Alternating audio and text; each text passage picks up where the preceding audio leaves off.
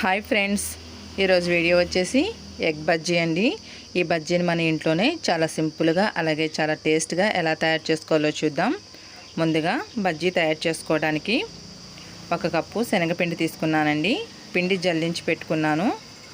అలాగే 1/2 కప్ వచ్చేసి బియ్యం పిండి అండి. అలాగే టేస్ట్కి తగ్గట్టుగా సాల్ట్ వేసుకుందామండి. నెక్స్ట్ వచ్చేసి 1 స్పూను కారం వేస్తున్నాను. పసుపు 1 అర స్పూను,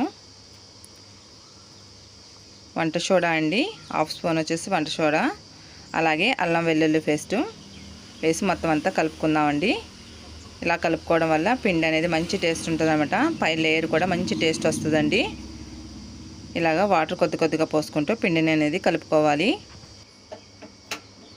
పిండి అనేది మనం ఈ విధంగా కలుపుకోవాలండి. ఇలాగా గట్టిగా కలుపుకోవాలి, మరీ పలుచగా కలుపుకోకూడదు. పిండి మనకి రెడీ అయిపోయిందండి. ఈ పిండి పక్కన పెట్టేసుకొని ఎగ్స్ 3 ఉడకపెట్టి పక్కన పెట్టుకున్నానండి. నాటుకోడి గుడ్లు అనమాట, అందుకే చిన్నగా ఉన్నాయి.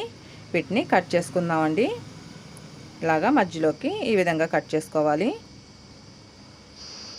స్టవ్ మీద కళాయిని పెట్టి ఆయిల్ పోసానండి. ఆయిల్ వేడెక్కుతుంది. ఆయిల్ వేడెక్కేలోగా మనం కలిపి పెట్టుకున్న పిండిలోకి కొద్దిగంత వాము వేసి ఈ విధంగా కలుపుకుందాం.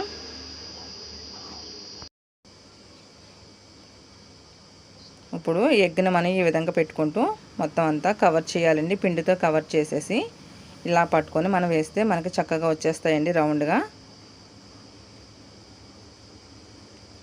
ఈ విధంగా బజ్జీలు మొత్తం వేసేసుకుందాం. అంతేనండి, ఎంతో సింపుల్గా మనకి ఈ ఎగ్ బజ్జీ అనేది చాలా ఈజీగా మనం ఇంట్లోనే ఈ విధంగా వేసేసుకోవచ్చు అనమాట.